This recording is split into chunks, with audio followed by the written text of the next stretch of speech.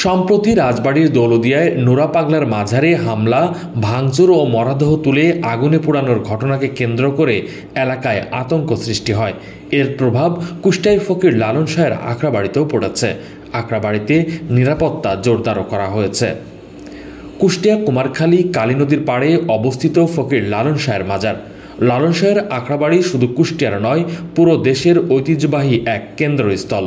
এখানে প্রতি বছর দেশ বিদেশের লাখো দর্শনার্থী, গবেষক ও বাউল ভক্ত সমবেত হন।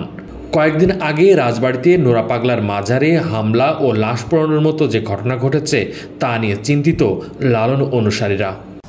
যে মাজার ভাঙচুর হয়েছে এবং লাশ বের করে তাকে আগুন দিয়ে পোড়ানো হয়েছে, এটা খুবই ন্যাক্কারজনক কাজ হয়েছে।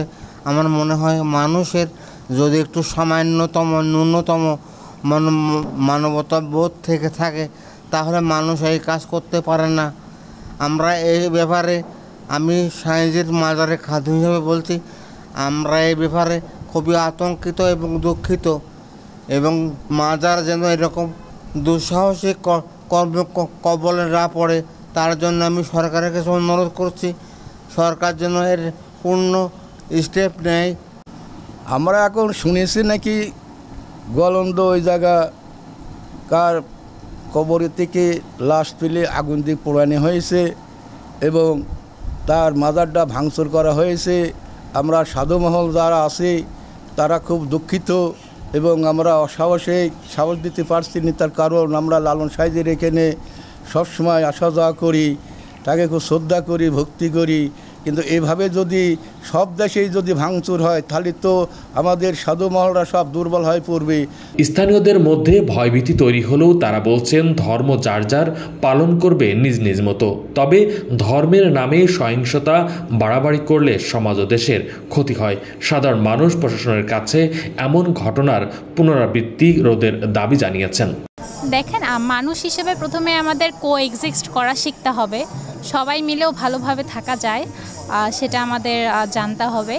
তো সাধারণ মানুষ হিসেবে বক্তব্য এতটুকুই যে দেশটা আমাদের সবার, আমরা সবাই সুস্থ মতো ভালো মতো থাকি, এতটুকুই প্রত্যাশা।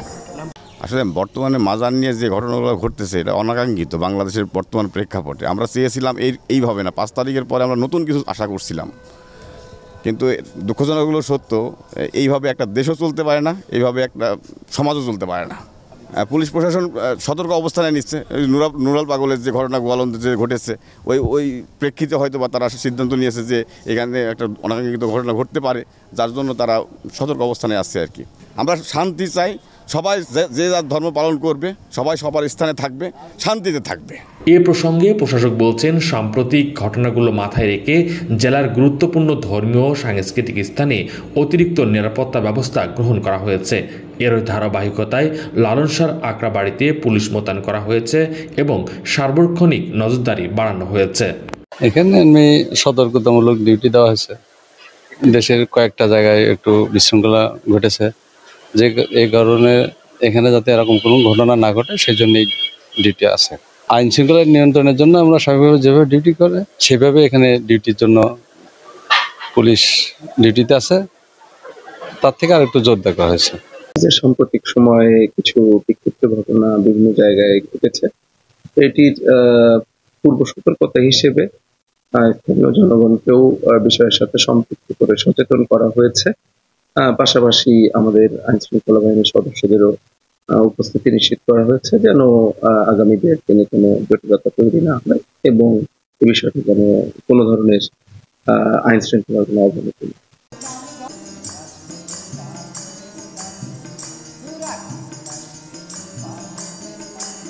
লালন শাহের আখড়াবাড়ি বাউল ধর্মের কেন্দ্রস্থল হিসেবে দেশ বিদেশের হাজারো মানুষের কাছে অত্যন্ত গুরুত্বপূর্ণ স্থান।